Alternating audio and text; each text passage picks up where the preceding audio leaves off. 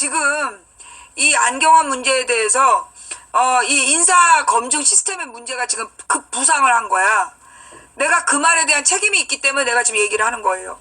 자, 여러분, 내가 제일 먼저 조국이 걱정된다, 조국이 구멍 같다라고 얘기했던 첫 사람인 거 알죠? 그죠? 나는 처음부터 조국에 대해서 신뢰하지 않았어. 분명히 알지? 그 다음에 나는 지금 조현옥에 대해서도 얘가 국민참여당에서 이랬는지 한번 확인해봐라. 난 조현옥도 모르고 믿지도 않는 사람이야. 알죠? 이 두 사람이 지금 청와대 인사 책임자야. 두 명이. 근데 이 두 사람에 대해서 지금 책임론이 지금 부상하고 있는 상황이야. 자, 그런데 내가 지금 내가 하는 말이니까 좀 들어주세요. 집중해서. 무슨 얘기냐면 이 사람에 대해서 내가 오늘 하루 종일 뉴스를 쭉 들어보니까 제대로 검증을 안 했겠구나 싶어. 노무현 정부 말에 2006년도에 그 당시에 이 사람이 인권위원장으로 추천이 됐고 그때 청문회를 안 했어. 청문회를 안 하고 그 노무현 정부 안에 청와대 인사수석실 뭐 이런 데서 대충 검증을 해가지고 얘를 인권위원회로 보냈단 말이야. 근데 그 당시 2006년이 내 기억에 어땠냐면 청와대가 가관도 아니었어요. 예. 그때 그 비서실장이 약간 좀 이상한 사람이라서 그때 청와대에 온갖 쓰레기들이 다 몰려 들어갔어. 2006년에. 예. 2006년에 청와대 상황이 막 쓰레기들이 다 모여 들어갈 때였어. 그래갖고 그 쓰레기들이 온갖 사고를 칠 때였어요. 2006년, 7년이. 그래서 그때 그 변양군 사건도 터지고, 그러면서 막 그 끼리끼리 막 그게 뭔 죄냐 이런 얘기를 했던 때가 2006년 청와대야. 그리고 그때 노무현 대통령은 완전히 막 모든 지지자들이 잃고 고립되어 있던 그런 상황. 그러면서 그때 노무현 대통령이 2005년 말부터 나쁜 사마리아인을 읽으면서 신자유주의에 대한 비판을 하자 그랬는데 그때 청와대가 쌩까는 분위기였어. 내가 그걸 분명히 2005년 겨울에 들은 기억이다. 그 상황이었던 거야. 그러니까 그들이 인사검증을 해서 인권위원장으로 내보냈는데 지금 이번에 조현옥이나 조국 같은 사람들은 그 당시에 아마 걸렀을 거다. 그 당시에 걸렀을 거라고 보고 꼼꼼하게 점검을 안 했을 것 같아. 예. 그러니까 이제 이 사람들은 그래도 노무현 정부에서 이 사람들은 기본적으로 노무현 정부에 대한 신뢰감이 있잖아. 노무현 정부에 대한 신뢰감이 있기 때문에 노무현 정부에서 인권위원장으로 그 검증을 한 사람이니까 더 꼼꼼히 할 필요 없다라고 판단했을 것 같아. 그리고 조국하고 딱 엮은 건 언론이었어요. 조국과는 스승과 제자 사이였다. 그렇게 따지면 실제로 서울대 법대 중에 이 사람이 안경환의 제자인 사람이 한둘이겠어? 근데 이제 이 서울대 그 조국하고의 사제관계라고 딱 얘기를 해서 안경환이랑 연결을 시켰단 말이야. 언론에서. 그런데 이 안경환이에 대한 문제점을 이미 쟤네들은 상당수 알고 있었다는 거죠. 그죠? 왜냐하면 박근혜 정부 때 다 사찰했을 거 아니야. 야권 인사들을. 이명박 박근혜 정부 때 야권 인사들을 다 사찰했을 것이고 그 아들 문제나 이런 것들을 다 쟤는 알았을 거란 말이야. 그러니까 안경환하고 이 조국하고를 이제 딱 묶어두면서 이 밑밥을 깔아준 거죠. 그래서 이제 이 조국까지 같이 날리겠다. 그랬을 가능성이 난 있다고 봐. 예. 그랬을 가능성이 난 좀 있다고 보고요. 무엇보다 이번에 이제 주머시기가 이제 면사무소에다 신청해갖고 서류를 받았다 그랬잖아. 근데 우리가 대법원에다 서류를 신청하면 15일 정도 걸리더라고요. 예. 우리가 대법원에다 어떤 서류를 신청해서 받는데 보통 15일은 걸려. 근데 이 안경환이가 지금 나온 지 며칠 안 됐잖아. 그치? 안경환이가 나온 지 며칠 안 됐는데 그동안에 재적증명을 떼고 그리고 대법원에서 소송까지 바로 받았다. 그게 이제 나는 이게 과연 대법원에서 그렇게 빨리 가능한지 국회에서 뛰면 빨리 되는지 모르겠는데 국회에서 뛰면 뭐 그게 국회 의정 활동이기 때문에 대법원에서 신속하게 자료를 보냈는지는 모르겠지만, 예, 네, 그래서 쟤네들이 굉장히 많은 자료를 준비해 놓고 있었던 것 같다.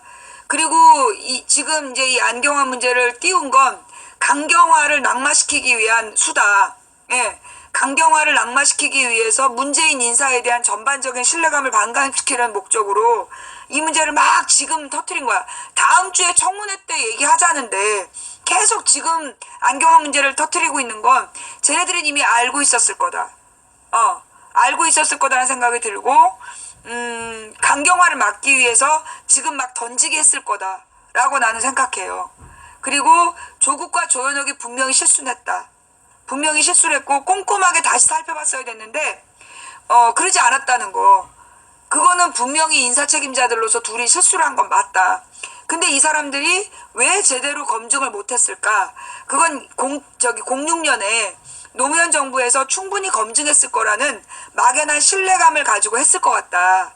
예, 라는 생각이 들고요. 그래서 제 생각에는 이번 문제는 조현옥과 조국이 사과할 문제라고 봐요.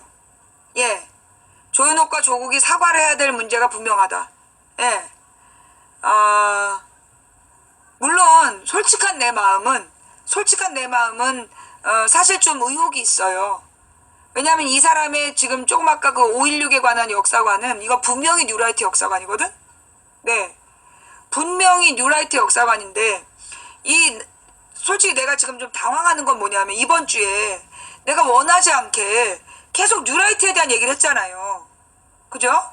지난주부터구나. 지난주부터 내가 이상하게 뉴라이트 얘기를 했단 말이야. 그러면서 신자유주의와 뉴라이트의 관계를 어저께도 정리해서 올리고, 그래서 그게 왜 관계되어 있는지 몰랐어요.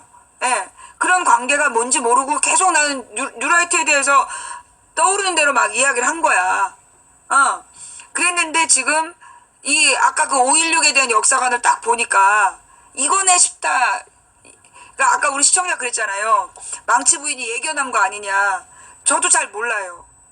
솔직히 얘기해서 잘 모르겠는데 그 마크롱 문제와 이 뉴라이트들에 대한 이야기들을 제가 왜 저는 이제 마이크가 켜지면 제가 하고 싶은 얘기가 아니니까 그냥 나오는 대로 떠벌렸는데 그 나오는 대로 얘기했던 내용이 지금 이 기사하고 딱 매치가 되면서 5.16과 연관되면서 지금 어저께 제가 그런 얘기를 했어요. 청와대 안에 뉴라이트 있다. 그죠? 예, 지금 문재인 주변에 뉴라이트가 있다. 라는 이야기를 제가 이렇게 딱 얘기를 했단 말이에요. 그래서 아마도 여러분들이 그래 뉴라이트가 있는 것 같아 라고 판단하고 이 상황을 지금 볼 것 같아요. 근데 내가 볼 때 지금 내가 그 인사 시스템을 어떻게 알겠어. 근데 이 하나님께서 방송을 시작했는데 조금 아까 주신 느낌이 이 사람들이 제대로 검증을 못했을 거다. 참여정부에서 꼼꼼하게 따졌을 거라고 보고 아마 이쪽 사람들이 믿고 그냥 지명했을 가능성이 있다. 예, 라는 그런 느낌을 이제 주셨어요. 그래서 내가 조국에 대해서도 의심하고 조국이 뉴라이트가 아닐까라는 의심이 있고 그 다음에 이 조현옥에 대해서도 분명한 의심이 있습니다. 근데 그리고 이번 문제는 100% 둘의 실수예요. 예. 특히 저는요 다른 것보다 이 아들 문제, 저는 이 아들 문제가 되게 크다고 생각해요. 예. 이 본인도 옛날에 그 이제 혼인신고 문제도 불법이고, 근데 그 당시에는 그게 그렇게 심한 벌을 받지 않았대요. 옛날에는 이게 그렇게 심한 벌이 아니었다는 거야. 이 혼인신고 사건이 그 당시에 그렇게 큰 사건이 아니었고 90년대 어떤 연예인을 누가 몰래 혼인신고한 사건이 터지면서 그래서 법이 강화된 거래. 그래서 지금은 징역형이지만 그 옛날에 그 가짜 혼인신고는 그렇게 심각한 문제가 아니었다는 거야. 불법이 아니었다는 거야. 자, 그렇다면 뭐냐? 우리가 이 문제를 가지고 법률 불소급의 원칙에 따라서 이걸로 비판할 수 있는 문제는 아니다. 다만 이 사람의 여성관을 알 수 있는 사건인 거죠. 이 사람이 여자를 얼마나 우습게 알면 그렇게 동의를 받지 않고 지 맘대로 도장을 위조해가지고 특히 법을 공부한다는 사람이 혼인신고를 해버릴 수 있을까? 여기서 이 사람의 인권의식이 드러났다라고 나는 봐. 이건 여성의식이 아니라 인권의식이 드러난 거라고 보고, 그 다음에 이 아들 문제 말이에요. 이게 자식은 부모를 닮게 되어 있는데 이 부모가 어떻게 자식을 키웠으면 그 엄격한 학교의 학칙을 어기고 그런 짓을 아들이 했겠냔 말이야. 나는 여자친구를 불러들인 것까지도 나는 용서하려고 했어. 근데 내가 분노했던 건 뭐냐면 그 여자친구를 방으로 불러들였던 걸 다른 남자애들한테 자랑을 했다는 거 아니야. 그래서 그 여자의 명예를 훼손했다는 거야. 이거는 그 남자아이가 기본적으로 인간으로서 해서는 안 되는 반인권적인 생각을 갖고 있구나. 그럼 이건 그 자식을 그렇게 키웠다는 얘기거든요. 인권에 대한 의식을 교육하지 못했다는 얘기야. 이런 사람이 어떻게 인권위원을 할 수 있었는지, 인권위원장을 할 수 있었는지. 내가 그런 얘기를 했어요. 맨 처음에 이 문제가 터졌을 때 나는 뭐 여성관이고 뭐를 떠나서 본인이 인권위원장으로서 그 이명박 때 그 인권 침해가 분명한 상황에서 너무 무책임하게 인권위원장을 사퇴해버린 거, 나는 그게 용서가 안 된다. 그게 바로 무책임의 증거다라고 제가 얘기를 했잖아요. 기억나시죠? 저는 여성관이나 이런 것보다 저는 제일 먼저 이 사람의 문제는 그 인권위원회 사람들이 축소된다고 사퇴했다는 거야. 나는 그게 말이 안 된다. 이명박이 얼마나 인권을 탄압하는데 끝까지 혼자서라도 남아서 싸웠어야지. 그렇게 무책임하게 내팽개치는 것은 굉장히 무책임한 사람이다. 나는 그래서 이 사람이 잘못된 사람이라고 생각한다라고 내가 어저께 방송에서 얘기했죠. 어젠가 그저께 방송에서 딱 얘기를 했어요. 그리고 나서 이 여성관 문제를 어저께 읽으면서 이거는 악마의 편집이 아니다. 이 사람은 인간관의 문제. 내가 어제 그 얘기도 했잖아. 이건 인간관의 문제다. 이건 여성관의 문제가 아니라 인간관의 문제다. 남성들이 다 이렇지 않다. 우리 남편은 신랑이 아니냐. 내가 그런 얘기, 남자가 아니냐. 정상적인 남자들은 그런 생각 안 합니다. 이 사람이 쓰고 있는 이건 남성의 일반론이 아니었어요. 그래서 제가 느낀 건, 이 사람의 인간관의 문제가 있다라고 제가 느꼈던 거였거든요. 예. 그러면서 제가 든 생각이 뭐냐 하면, 제가 그런 얘기를 했어요. 이미 몇 년 동안, 제가 몇 년 동안 뭐라 그랬냐면, 문재인 한 사람은 괜찮다. 문재인이라는 사람은 정말 괜찮은 사람인데, 그 주변에 있는 인사들이 정말 개쓰레기다. 그 말 기억나죠? 예. 문재인은 참 쓸만한 사람이고 괜찮고 믿을만한 사람인데 그 주변 세력이 문제다. 그래서 문재인이 대통령이 되면 틀림없이 인사 문제로 발목을 잡을 거다. 내가 분명히 얘기했어.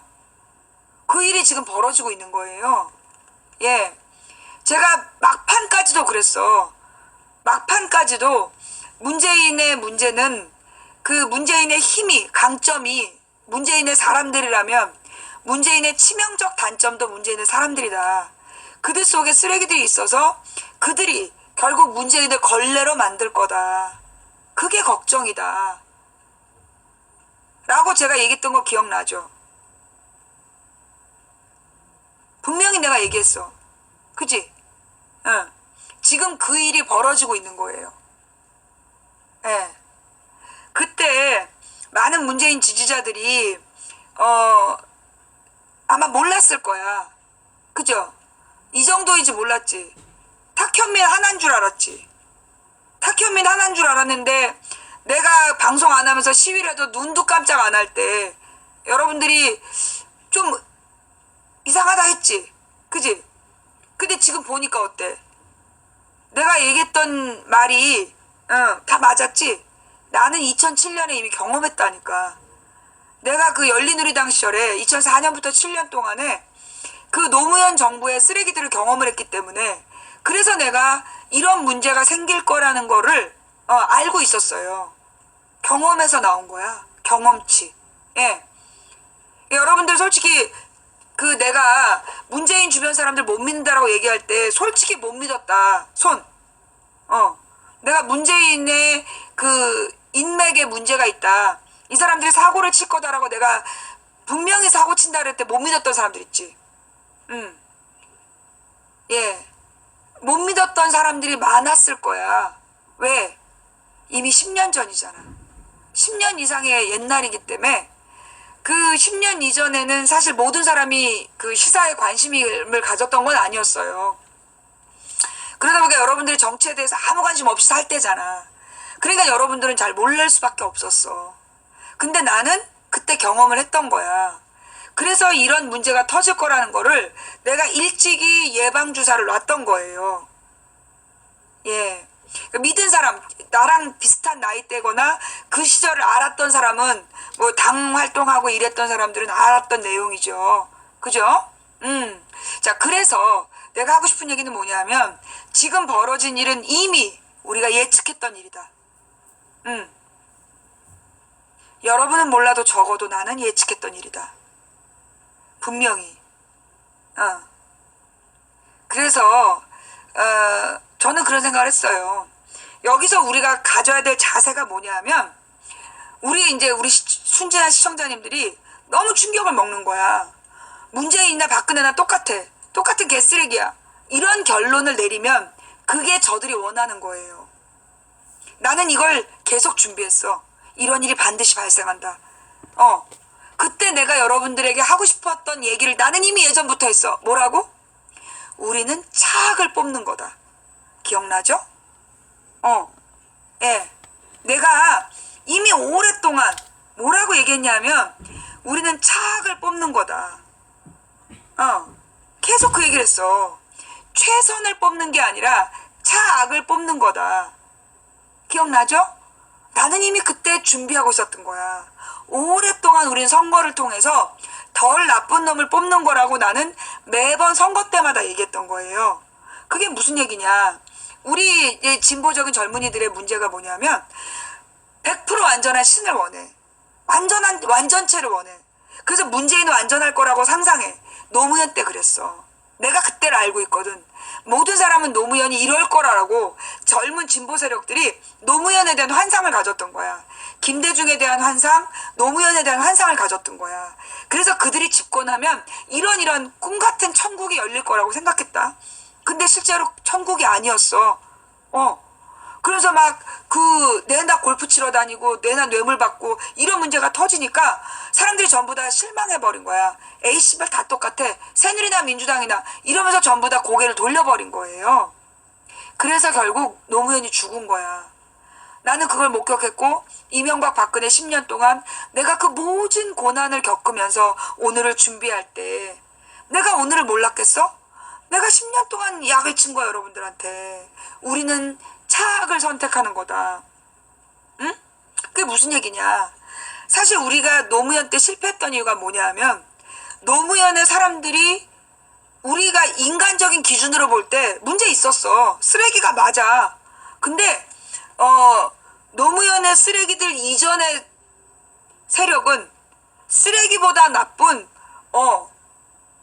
이거는 뭐 흉악 범죄자였던 거잖아. 그러니까 내가 그 깨달은 게 뭐였냐면 과거에 이승만, 박정희, 전두환 때 있었던 인간들은 흉악범이었던 거야. 뭐 연쇄살인범이지, 그지? 근데 김대중, 노무현 때 사람들은 양아치였던 거야. 뭔 얘기인지 알겠어? 그러니까 이승만, 박정희, 전두환 때 인간들은 연쇄살인범들이었어. 진짜로 죽였다니까 사람을. 계속 다 죽였어.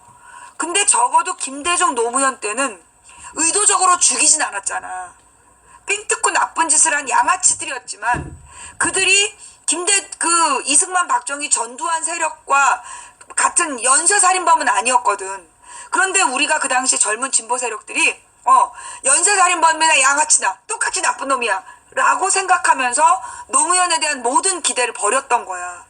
그 결과 이명박, 박근혜라는 연쇄살인범이 돌아온 거야. 이명박 때 천안함으로 죽고 박근혜 때 세월호로 죽고 결국 우리가 양아치가 연쇄살인범이랑 똑같다라고 비판하는 바람에 결국 연쇄살인범들이 다시 돌아왔던 거예요. 느낌이 와? 진짜 내가 나 이 얘기하라고 방송하라는 거구나. 하루 종일 쫄쫄 굶기시면서. 뭔 얘기인지 알겠어요? 예. 그래서 내가 우리가 선거 때 고르는 건 최선의 완전체를 고르는 게 아니다. 우리는 차악을 고르는 거다. 조금 덜 나쁜 사람을 고르는 거다. 가장 나쁜 놈을 떨어뜨리고 덜 나쁜 사람을 뽑는 거다. 그게 선거다. 그 얘기를 왜 했냐면 그래야 가장 나쁜 놈이 떨어지는 거야. 그죠? 근데 사실 누가 가장 최선인지는 몰라. 그렇잖아. 근데 누가 가장 나쁜지는 분명하거든. 그래서 우리가 가장 나쁜 놈을 떨어뜨리기 위해서 두 번째로 나쁜 놈을 뽑는 거야. 그러면 가장 나쁜 놈을 제거하는 거지. 그 다음에는 그럼 이놈이 제일 나쁜 놈이 되는 거잖아. 그 다음 나쁜 놈을 뽑는 거야. 무슨 얘기인지 알겠어? 그래서 선거는 최선을 뽑는 게 아니라 차악을 뽑는 거다. 덜 나쁜 놈. 이해가 돼요? 물 타는 거 아닙니다. 어디서 지금 물 탄다고 얘기하고 있어? 야, 자 여러분, 제가 차악을 선택한다는 얘기 했어요, 안 했어요? 제가 이제까지 선거 때마다 지난 10년 동안 선거는 차악을 선택하는 거다 얘기했습니까, 안 했습니까? 들은 사람 손? 내가 지난 10년 동안 선거 때마다 얘기했어. 선거는 완전한 최선의 완전체를 뽑는 게 아니라 차악을 선택하는 거다. 어디서 물타기야? 어디서 물탄다는 얘기로 날 모욕해? 넌 연구물레기야. 자, 집중. 그래서 제가 그 김대중 노무현 때 왜 실패했는가를 나는 끊임없이 묵상했어요. 10년 동안 되돌아보고 되돌아봤어. 왜 우린 실패했는가? 왜 진보는 실패했는가? 그래서 깨달은 거야. 그게 뭐였냐면 진보 세력들이 선거를 일단 여러분 그 기억 안 나겠지만 옛날에 내가 무슨 얘기를 했냐면 08년에 있었던 일이에요. 2007년에 내가 방송을 처음 시작했을 때 얘들아 민주주의가 경제보다 중요한 거야. 경제의 뿌리가 민주주의야. 그게 경제민주화 설명한 거였다. 그랬더니 애들이 씨발년 지랄하네. 민주주의는 다 됐어. 경제가 중요하거든. 그렇게 얘기하면서 이명박을 뽑았어. 그래도 나는 끊임없이 민주주의가 중요하다고 얘기했어. 그 다음에 2008년에 모두 광우병 시위를 너무 재밌게 하면서 신나했을 때 얘들아 시위보다 중요한 게 선거야. 너네 대통령 선거, 국회의원 선거 어떻게 했니? 역대 최저 대선 투표, 역대 최저 국회의원 선거 있잖아. 그래놓고 왜 데모하니? 시위보다 중요한 게 선거야. 선거를 똑바로 해놓고 시위를 해야지. 시위는 보조하는 거야. 그때 나도 시발년 지랄하네? 그러면서 전현희 민주당 구의원 빠순이년이라 와이프라서 마누라년이라 저런 빠순이 짓을 한다고 그렇게 욕을 했어. 그래도 나는 1년 동안 똑같이 그렇게 얘기를 했다. 선거가 중요하다고. 그러자 2009년에 시민단체들이 나타나갖고 배교기 불여 1표다 그러면서 투표가 중요하다는 얘기를 하기 시작했어. 근데 내가 그때 뭐라 그랬냐면 그냥 투표하면 뭐하냐. 그냥 투표해서 되는 게 아니라 전략적 투표를 해야 된다. 아무나 찍고 싶은 사람을 찍으면 언제나 그 야권의 분열을 이용해서 가장 나쁜 놈이 당선된다. 근데 2009년부터 그 얘기를 했어. 2009년부터 가장 나쁜 놈을 떨어뜨리기 위해서 전략적 투표로 차악을 선택해야 된다. 그러자 또 이 시발년이 지랄을 하네. 민주당 빠순이년이 지 남편 당선시키려고 저런다. 그러면서 진보 세력이 나한테 쌍욕을 했어. 그런데 그렇게 계속 얘기를 했더니 2010년에 유권자들이 후보 단일화 운동을 하더라고요. 다 기억나지? 그거 봤던 사람들 기억나지? 예. 내가 그렇게 다 이 씨발년 소리를 들으면서 내가 그 10년 동안 씨발년 소리를 들으면서 얘기한 거야. 그렇게 세상이 바뀌어갔어. 그래서 2010년부터 전략적 투표 후보 단일화를 내가 얘기했고 그 다음에 내가 2011년에 내세운 게 민노당과 민주당의 통합이었어. 왜냐하면 민노당에는 정책이 있고 스타가 있는데 민주당에는 조직이 있고 사람이 후졌다. 그러니까 둘이 합쳐야 된다. 그래서 정책을 가진 전략가 그 스타들과 민주당 조직이 합쳐지면 최상의 야권이 만들어진다. 그러면서 내가 민주당과 민도당을 합쳐야 된다는 주장을 2011년부터 해요. 그러면서 그 2011년에 그 주장을 하면서 그러면 저 진보 세력을 끌어올려면 적어도 진보 세력이 민주당 안에서 경선했을 때 그때 그 될 수 있다는 확신을 줘야 된다. 어? 그러니까는 진보 세력이 민주당으로 들어왔을 때 민주당하고 경선했을 때 민주당과 경선에서 당선될 수 있다는 확신을 줘야 된다. 그래서 내가 박원순을 지지했던 거야. 기억나요? 내가 분명히 그 얘기를 했어. 2011년에 나는 민주당과 시민단체가 결합해서 민주당과 시민단체가 결합을 해서 시민단체 후보가 당선되는 걸 보여줄 거다. 그래야 진보 세력이 시민단체들이 민주당으로 들어온다. 나는 그 민주당으로 들어와서 진보와 민주당의 결합을 나는 만들어낼 거다. 그러면서 내가 그때 만든 게 어벤져스였나? 그 얘기를 했어. 기억나지? 내가 분명히 그 얘기했던 거 기억나지? 그러면서 내가 박원순을 당선시키기 위해서 천정배 박영선 경선할 때 박영선은 세게 도와갖고 천정배를 떨어뜨리고 그 다음에 박영선하고 박원순일 때 내가 막 그 문성근이 놀고 있었고 문성근한테 막 신경질 내가지고 100만 밀란 가입시켜라. 그래서 시민단체에서 투표하게 해갖고 박원순을 후보로 만들어낸 거야. 그게 내가 진보와 민주당의 조직과 그 다음에 그 진보의 스타가 합쳐야 그래야 튼튼한 2012년 야권을 수립한다. 내가 왜 그 생각을 했냐면 박근혜는 이게 박정희의 유령이었고 박정희의 유령은 튼튼한 진보가 아니면 튼튼한 야권이 아니면 이길 수 없다는 거였어. 내 판단은. 그리고 박근혜가 대통령이 되는 걸 현재 우리 멤버로는 이길 수 없다. 문재인이 박근혜를 이길 수 없다는 게 내 계산이었어. 자, 그렇다면 박근혜가 대통령이 된다면 박근혜가 대통령이 됐을 때 그걸 막아내려는 힘은 국회로 막아야 된다. 내가 이 얘기도 다 했다? 기억나지? 내가 이전에 2011년, 12년 방송을 찾아봐. 내가 분명히 그 얘기들 다 해. 내가 이 얘기 다 했어. 2012년에. 그래서 박근혜가 대통령이 되는 걸 막을 수 없다. 그러니까 우리는 어떻게든지 국회를 그러니까 과반 의석을 장악해야 된다. 그러니까 2012년 총선이 중요하고 그러니까 진보정당과 민주당이 합당을 해야 된다.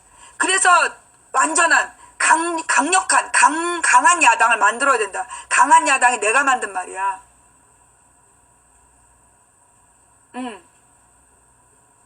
계엄령을 막기 위한 저지선을 확보해야 된다.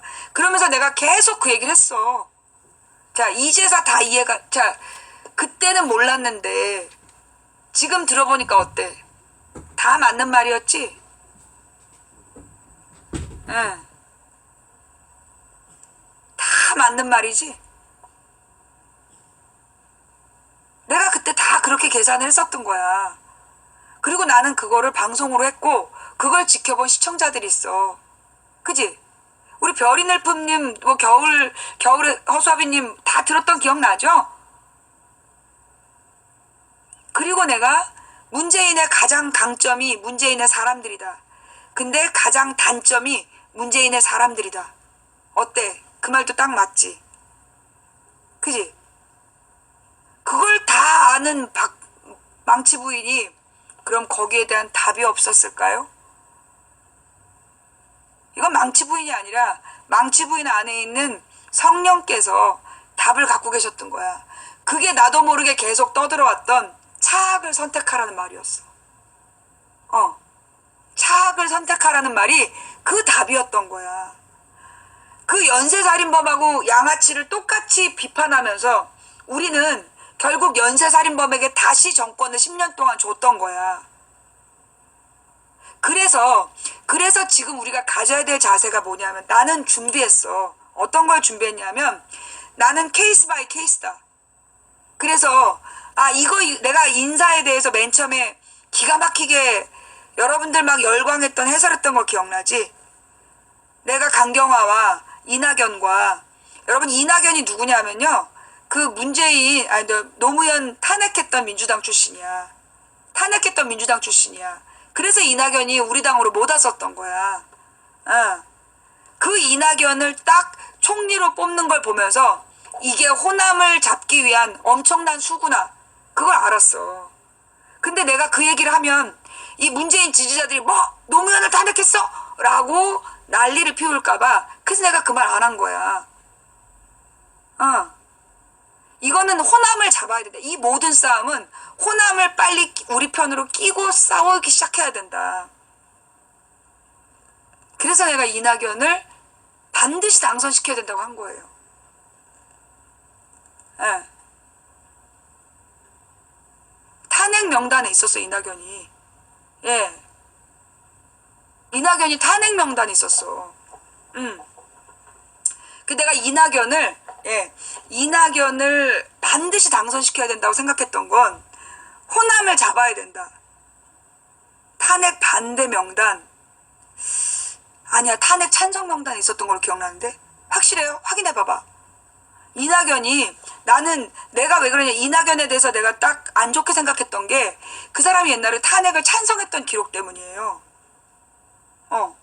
혼자 반대? 아니야, 혼자 반대는 틀린 말이야.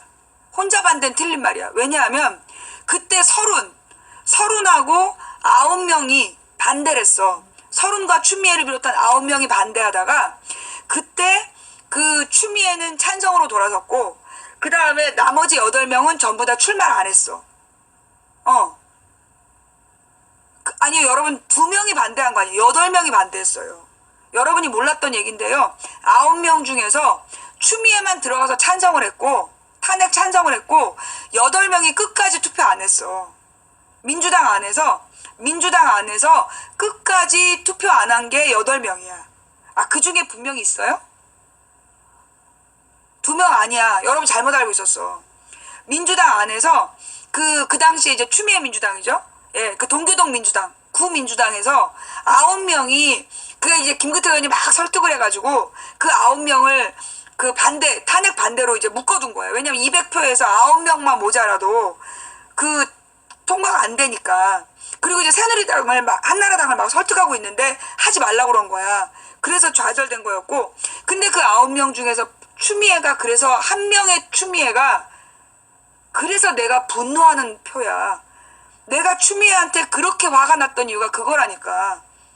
그 9명을 반대시키기 위해서 정말 노력했는데 추미애가 거기서 배신하고 찬성표를 던졌으니 그래서 내가 진짜 분노했던 거예요. 근데 내가 이낙연이 그 8명 안에 있는지 모르겠어. 명단이 8명이야. 끝까지 반대한 명단에 이낙연이 난 못 봤어. 그리고 내가 나중에 이낙연은 탄핵을 찬성한 사람이었다라고 내가 기억하고 있거든요. 그러니까 내 기억이 잘못됐을 수 있어요. 근데 하여튼 9명 중에 8명은 마지막까지 투표장에 안 왔어. 근데 추미애는 들어가서 찬성을 한 거야. 그래서 나는 추미애를 죽을 때까지 용서 안 하겠다는 그때 결심을 했어. 그런 거야. 그리고 이제 그 8명이 끝까지 투표하지 않았고 그 중에 30하고 2명은 그 불출마했을 거야. 예. 그때 30하고 2명이 불출마했던 명단이야. 예.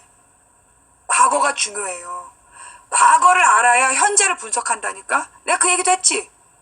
그러니까 이제 그 당시에 그래서 그 이낙연이란 사람은 근데 사실은 이낙연은 원래 반대파였어. 탄핵을 반대했는데 어쩔 수 없이 찬성표를 던졌던가 뭐 그런 사연이 있는 사람이야. 그래서 내가 이낙연에 대해서는 좀 다르다라고 구분을 해놨던 거야. 예. 이낙연은 원래 반대인데 나중에 어쩔 수 없이 찬성한 명단에 그러니까는 반대 의견을 계속 내다가 9명에는 안 들어갔던 걸로 기억나. 예.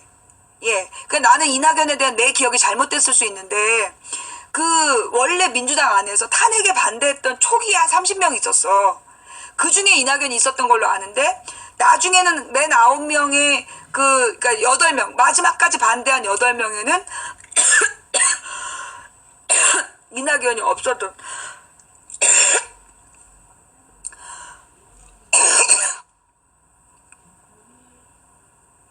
그치? 새천년 민주당의 찬성 명단에 있죠. 그럴 거야 아마. 저 반대 투표라는 말은 뭐냐면, 예, 반대 투표라는 말은 투표한 사람 중에 2명이 반대했다는 얘기야. 그리고 내가 반대했던 9명은 누구냐, 8명은 누구냐면 아예 투표장에 안 간 거야. 투표 반대는 뭐냐면, 그때 이제 한나라당하고 민주당하고, 민주당하고, 많은 사람들이 들어갔어, 투표를 하러. 근데 이제 그때, 8명은 끝까지 투표장에 안 들어갔어. 왜냐면, 들어가서 찬성할지 반대할지 모르니까. 그래서 아예 투표장에 안 들어간 8명. 근데 투표장에 들어가서 찬성한 추미애. 예, 그게 그 얘기를 하는 거고, 반대표 2표는 투표자들 중에 2명이 반대한 거야. 근데 내가 알고 있는 건 그 당시에 이낙연은 찬성자 명단에 있어서 당론으로 결정돼서, 그러니까 이낙연이 탈당을 안 했어. 새천년 민주당 안에 있었고, 그 당시에 새천년 민주당의 당론이 찬성이었기 때문에, 그러니까 이 이낙연이란 사람은 당론을 따르는 사람이야. 그러니까 합리주의자라서, 예, 2004년 3월 17일 탄핵 반대 2명이 이낙연, 김종호. 그랬구나. 그러면 이건 왜 저 기사가 지금 한국경제 기사인데, 그러면 그때 왜 찬성자로 명단이 올라갔냐면 새천년 민주당의 명단, 새천년 민주당 중에 투표장에 들어간 명단일 거야 아마. 그래서 내 기억에도 이낙연은 탄핵을 찬성한 사람으로 알고 있었어. 왜냐하면 그때 서프라이즈에 새천년 민주당의 명단이 떴어요. 찬성자 명단이라고. 그러니까 투표에 참여한 명단인 거지. 근데 이제 그 투표에 참여한 새천년 민주당을 전부 다 찬성으로 기록했던 거야. 근데 알고 보니까 실제로는 반대를 했었다는 얘기를 지금 보니까 그러네. 자, 그러니까 나는 잘못 알았어. 나는 이낙연이 탄핵에 찬성한 사람으로 알고 있었는데 말 안 했다고. 왜 말 안 했냐 하면 이번 문제는 이낙연이 필요하다였어. 호남을 끼고 가야, 호남이 우리 편으로 딱 든든히 묶여줘야 국민의당을 조절 가능하고, 그러니까 이낙연은 반드시 통과돼야 된다. 그게 내 생각이었어요. 내가 잘못 알아서 다행인데, 나는 속으로는 이게 이낙연이 그 부분을 누가 언급하면 이게 나중에 논점이니까, 왜 문재인 지지자들 중에 들어와 있는 스파이들이 이걸 논점으로 삼을 수 있었겠다. 그래서 난 그 부분은 얘기를 안 하고, 이낙연을 반드시 잡아야 된다. 라고 내가 초기에 발표한 4명 중에 반드시 잡아야 되는 게 2명이라 그랬어. 누굴까? 누구랑 누구였어? 내가 맨 처음에 문재인이 4명을 발표했는데, 그 중에 반드시 잡아야 되는 게 2명이다. 누구야? 이낙연하고 강경화.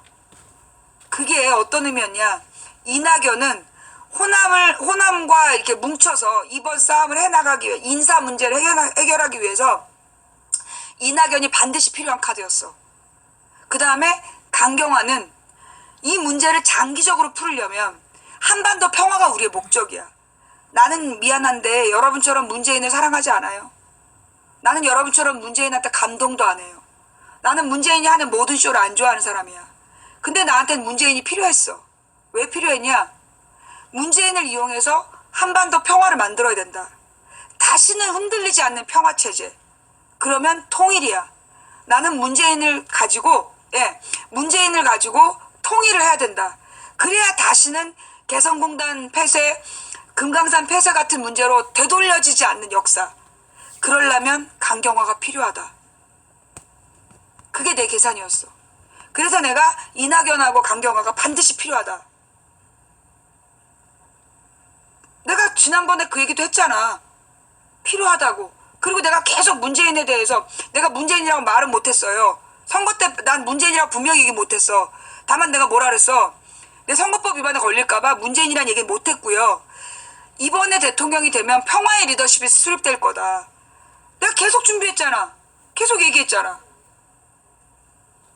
평화의 지도자를 세우는 과정이 될 거다. 그게 문재인인지 나도 당선된 다음에 알았지만, 문재인이 당선된 다음에 그게 평화의 지도자일 거란, 아니, 그러니까 야권 경선이 딱 끝난 다음에 문재인이라는 거 알았어. 그러나 말을 할 수 없었고, 좌우지간 문재인에게 필요한 건 강경화야. 그래서 나는 강경화는 반드시, 이낙연 강경화는 반드시 통과시켜야 된다. 라는 게 이제 내 생각이었고, 그 다음에 내가 김상조에 대해서는 굉장히 좀 위험하다고 느꼈어. 왜냐하면 이 사람을 딱 보니까 그 얼굴이 다람쥐상이야. 다람쥐상인 사람들의 특징이 뭐냐, 굉장히 바지런해요. 똑똑하고 부지런한데, 이런 사람들의 문제는 뭐냐면 너무 혼자 달려가. 혼자 막 달려가면, 이게 근데 문재인하고의 내가 궁합을 본 거야. 내가 관상가는 아니지만 문재인하고 그 김상조를 볼 때, 김상조는 앞서 달려가고 문재인은 신중하게 가기 때문에 스텝이 꼬일 수 있겠다라는 생각이 들었어. 예. 나는 이 김상조 봐봐요. BBQ 문제 바로 오늘 임명장 받자마자 BBQ에 닭값 내리잖아. 이 사람은 굉장히 행동이 빠른 사람이야. 근데 이렇게 행동이 막 빠른 사람이 계속 하다 보면 반드시 부딪히게 돼 있어. 특히 공정거래위원장이야. 그럼 공정거래위원장은 반드시 대기업에 의해서 정을 맞게 돼 있단 말이야. 도끼질을 당하게 돼 있어. 자, 그렇게 되면 이 사람이 너무 빨리 가다 보면 대기업의 도끼질에 의해서 문재인과 이간질이 될 수 있겠다. 나는 그 판단을 했던 거예요. 그 걱정을 했어. 그래서 내가 이 사람은 좀 아닌 것 같다. 나는 김상조를 꼭 고집하지 않겠다라고 했던 게 그 이유였어요. 그런데 내가 그 청문회를 보면서, 김상조 청문회를 보면서 그 다람쥐상들이 갖고 있는 너무 빨리 가는, 너무 막 이게 정신없는 사람이 아니구나. 너무 정신없는 사람이 아니고 자기를 낮출 줄 아는 사람이구나. 다람쥐상인 사람이 자기를 낮출 줄 안다면 그건 최고의 일꾼이거든. 내가 그 청문회를 딱 보고 나서 내가 입장을 바꿨잖아. 나는 이게 반드시 공정거래위원장이 문재인하고 스텝 꼬이면 이게 문재인에게 치명상을 줄까봐 반대했다가 청문회를 딱 보면서 이 사람은 자기를 낮출 줄 아는 사람이다. 그러면 자기를 낮출 줄 아는 이 다람쥐상은 최고의 일꾼이다. 그래서 내가 오케이 했던 거예요. 그리고 나서 지금 이제 이 강경화가 지금 남아있는 거잖아. 나머지 국회의원들은 관심이 없었어. 통과될 거라고 생각했기 때문에. 다만 김현미하고 도종환이 어려울 수 있겠다. 왜냐면 이 도종환은 블랙리스트 문제를 해결하겠다고 했기 때문에, 그러면 저쪽 애들이, 그러니까는 이건 나는 다 전선으로 본 거야. 쟤네들이 어디에다가 포화를 집중할까. 그래서 나는 이제 이 도종환이 위험하겠다. 그래서 내가 먼저 이제 환단고기를 얘기를 하니까 바로 자기는 환단고기를 비판한다고 얘기가 나왔잖아. 그래서 내가 모르고 그런 것 같다. 도종환 환단고기 얘기를 내가 먼저 얘기를 하니까 바로 답이 나왔어. 자기는 환단고기 비판한다고. 그래서 내가 채팅창에서 봤지? 내가 도종환이 모르고 그랬다. 그리고 이미 이 문제도요, 내가 이미 작년에 이걸 다뤘었어. 운동권들이 모르고 그쪽에 빠졌었다고. 그죠? 자, 그래서 내가 도종환에 대해서는 그렇게 정리를 했고, 그 다음에 김현미. 마지막에 부딪히는 건 김현미일 거다. 국회의원들 중에. 왜? 4대강 때문에. 김현미가 분명히 4대강에 대한 문제를 걸고 넘어지기 때문에, 그리고 이 새끼들이 딱 판을 짤 때 남자 셋 여자 하나. 그래서 내가 그랬잖아. 이 새끼들 성대결로 간다. 이거 성대결로 가기 위해서 김현미 하나에다 검증을 집중시킨 거야, 씨발놈들이. 그래가지고 그 김현미에 대해, 근데 봐봐요. 김현미 청문회에 나온 거 김현미 문제가 아니야.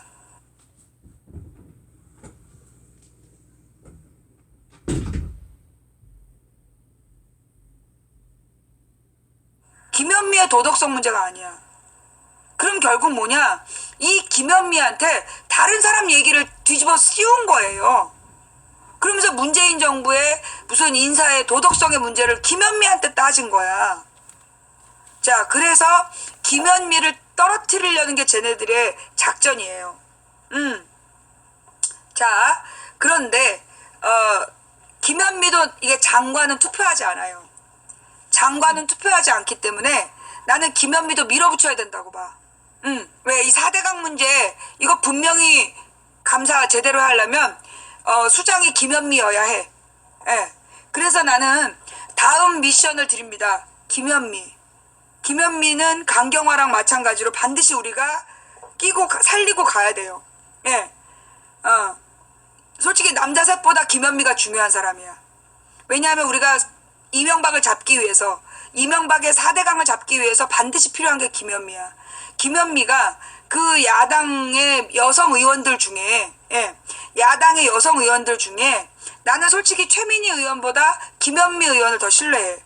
왜냐하면 이 상임위를 하거나 이 청문회를 할 때 굉장히 날카로웠어요. 국정조사 과정에서.